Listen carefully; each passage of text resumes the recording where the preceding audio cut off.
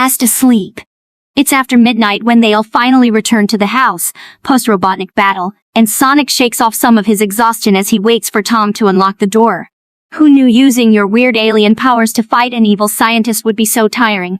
The door finally unlocks and Sonic stumbles in after them, adrenaline from the fight fading and leaving him feeling more exhausted than he's ever felt in his life. Oh my gosh! Maddie blinks twice at the state of the house, mouth gaping open, then promptly shakes it off. Nope, not dealing with that tonight. Maddie kicks off her shoes, heads to the bedroom. Tom follows her, and Sonic lingers by the doorway and frowns. Why did he follow them here? He was just gonna go back to his cave tonight anyways, right? Oh, here. Tom stands in front of him, a blanket in his hands. I know it's not much, but our couch is actually super comfy. He sends Sonic a tired grin. Sonic blinks in surprise, gingerly taking the blanket from his hands. It's soft. And shoes off, bud, I mean. Tom paused to look around the house, with bullet holes in its walls and pieces of broken drywall littering the floor with a wince. Honestly, it can't get much worse. I'm not even gonna attempt to touch any of this tonight. He turns back to Sonic with a smile. Our bathroom is down the hall. If you get hungry, raid the fridge. We're probably gonna be out until past noon. Maddie shouts from their bedroom, though there's a clear hint of amusement strung through it. So, it's okay if I stay the night? Tom looked momentarily surprised. What? Yeah, of course. It's late anyways, and who knows what government people could be out there searching around. You're safest here. He places a calming hand on the hedgehog's shoulder and leads him to the couch. It's been a long few crazy days, hasn't it? Sonic lets himself return the smile, before a yawn tears out of his mouth. Now that he's actually sat down and relaxed, he feels ready to drop. Let me go get you a pill. Be right back. Sonic feels himself nod. He moves to kick his shoes off and lays down on the couch, shifting around until he gets comfortable. He lets a sleepy smile form on his face as he blarily watches Ozzy trot into the room and jump up next to him on the couch. He doesn't even have the energy to argue against it. He finally lets his eyes slip closed. Tom returns with a pillow and a smile at the sight before him. Sonic with the blanket tangled around his legs, and Ozzy cuddling next to him, tail wagging happily. Tom scratches Ozzy behind the ears. What are we gonna do with him? Ozzy just wags his tail some more in response. Sonic, thankfully dead to world, doesn't stir when Tom places the pillow under his head and untangles the blanket from his feet and properly tucks him in. Night, buddy. As he leaves the room, he flicks off the lights with a smile. Sonic, for being a walking, talking ball of energy, apparently had the same sleep schedule as a 4-year-old. He wakes up with Tom and Maddie and does whatever they do for that first part of the day. Summertime is it's watching all the Fast and Furious movies. Or it's Tom and him playing catch out in the backyard. Others it's Maddie teaching him to bake and or how to ride a bike. And then he'll immediately take a nap sometime around noon. He somewhat resents it the first time Maddie and Tom make the embarrassing connection. He tries to avoid the naps after that. He's determined to stay up throughout the entire next day. He helps them make lunch and fights the sleep off as much as possible. He gets a bit grumpy and pointedly ignores any soft-hearted attempts to get him to lay down and makes it to 7, which he declares late enough to be able to go to sleep, and finally passes out on his bed. He wakes up unnaturally early and grumpier than yesterday and groans as he sits up from his bed and stomps down the stairs. Tom is in the kitchen when he gets there, nursing a cup of coffee as he scans the town's newspaper. His eyebrow raises when he spots the blue hedgehog clamber up on a seat at the table and groan as he places his head down. Are you okay, Sonic? He's answered with another groan. Tom doesn't respond to it, taking his time sipping his coffee and waiting for the hedgehog to form his words. I'm just tired. I woke up too early. I'd say. Tom chuckles. Normally we don't see you until noon. Can I have some coffee? Tom snorts at that. Absolutely not. You'd be bouncing off the walls.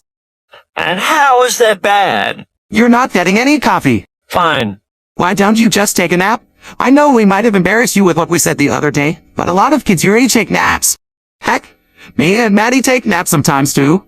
It's nothing to be embarrassed about. Sonic drummed his fingers on the table in thought, hesitating to speak. It's just I'm not a baby. He finally mumbled, and Tom shook his head, a bemused grin on his face. Of course not. Never said you were. Lots of adults take naps. They're important, and they're especially good for growing kids. Sonic still seemed hesitant, so he thought on it for a moment until Tom came up with an idea. Well, how about I just tucker you out then? Tucker me out. What does that mean? Sonic tilts his head to the side. It means we can do a bunch of fun stuff and it'll tire you out and you won't have to be embarrassed about taking a nap. It's natural for people to nap in the middle of the day after having a long day. Sonic finally seems to agree with the idea and nods, and Tom claps his hands together with purpose. Alright, let's do this. Maddie sighed in relief as she stepped inside the house, locking the door behind her and kicking off her shoes. It had been a long work day and she was ready to unwind with a possible movie night with her boys. Hearing no sound from them downstairs, she walked deeper into the house, passing the kitchen where half a tray of baked cookies was on the counter, and peering into the backyard where she was pretty sure that the two had played something if the muddy shoes left by the door meant anything. She was prepared to yell up into the attic where she often found them messing around, but at the sight laid out in front of her, she stopped. The living room, to be frank, was a mess. Blankets strewn about, hastily tied down or tucked under cushions to hold them in place. A board game was half set up and clearly in the midst of being played, and in the middle of the whole mess of a blanket fort were her two boys. Tom was on his stomach, head pillowed on his arms, and curled near his back was Sonic, game piece still loosely held in his hand as he snoozed with Tom. Maddie stifled a giggle as Sonic snuggled closer near Tom and Tom's hand came unconsciously to wrap around the hedgehog and bring him closer. She decided that she would get started on dinner later, after she joined in their little nap, and took a picture of course. The storm that hits the house that night is fierce. Wind rattles the roof, and lightning flashes outside, and Sonic shoots awake, startled by a loud clap of thunder. He sits up in his race car bed, knees drawn up to his chest as he tries to breathe. The thunder claps again and he yelps this time, yanking his blanket to cover his head and cowering underneath it. It takes him a moment to realize he's shaking. He wondered if Tom and Maddie were woken up by the storm. Probably not. They were grown-ups after all, and from what he'd noticed, grown-ups never really seemed to be scared of much. Besides whatever those Texas things were. Lightning struck over his window, bathing his room in a flash of white for a moment, and in the light he noticed that Ozzy wasn't in bed with him like he normally was. It wasn't completely abnormal for the dog to choose to sleep somewhere else, but he had been there when Sonic had fallen asleep last night. He whined nervously as another clap of thunder seemed to shake the house and decided he'd rather not be alone at the moment. He'd go lure Ozzy back to his room with dog treats or something. He definitely didn't want to bother Tom or Maddie. He crept down the attic steps with his blanket wrapped around him like a cape, careful to avoid the fourth step that would always creak. He tiptoed past Tom and Maddie's bedroom. If he hadn't been so distracted with sneaking past, maybe he would have noticed the door was cracked open. Ozzy, where are you? He whispered out as quietly as he could, scanning the living room for the golden retriever. He didn't see him. Maybe he's in the kitchen, getting a midnight snack. He mumbled to himself, then shook his head at his habit of talking to himself. Creeping into the kitchen wasn't difficult. They'd all discovered his apparent ability to see in the dark, at least better than a human could, during an accidental power outage last month. Still, he had his guard up. He looked around for any sign of the dog and sighed. Maybe he'd just have to try and stick the night out by himself. He turned to the fridge behind him and opened it, wincing at the sudden bright light that softly flooded the area. Cookies. He did a little dance of excitement, reaching for the treats. I believe the rule was no sugar before bed. He jumped, dropping the cookies to the floor and whirling around to face Tom, who was standing unimpressed by the dinner table. The two stood in a silent stare-off until Ozzy trotted in and happily nabbed a cookie off the floor faster than either could think to stop him. Now you show up. Sonic muttered, feeling embarrassed. He was suddenly appreciative of his ability to see in the dark better, hoping Tom wouldn't catch the blush spreading under his fur. What are you doing up? And what were you looking for Z4? He patted said dog on the head as he gently pushed him out of the way so he could pick up the rest of the cookies that were dropped.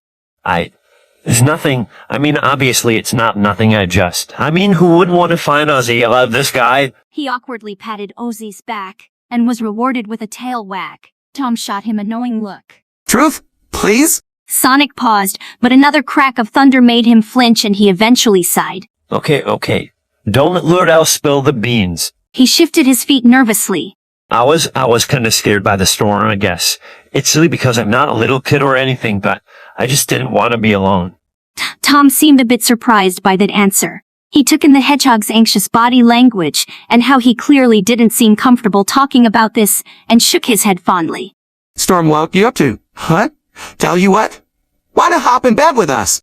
He offered, with a head nod in the direction of the bedroom. What Wait, really? Are you sure? I don't want to bother you. I'm not some sort of baby, you know so. Tom sighed and leaned down to be at eye level with the tween. It's gay to be scared, you know. Maddie's not a fan of storms either. You'd be doing us a favor, honestly. Sonic ponders it for a moment before grinning sheepishly. Well, if it'll help Maddie, how can I say no? Ozzy follows them as they leave the kitchen and Maddie sits up from where she's leaned against the bed frame, a book in her hands. Oh hey, I was wondering what was taking you so long. She and Tom had a silent conversation, and he gestured lightly to the sheepish hedgehog standing silent beside him, seemingly about to decline his invitation to not have to be alone for the night. Maddie smiled and saved her place in the book, setting it on the bedside table. Come on in, we got a king-size bed for a reason. Sonic still seemed hesitant, but she made a dramatic show of doing grabby hands at him and it got a giggle out of him as he climbed onto the bed. Thank goodness my boys are here. Now it's nice and safe.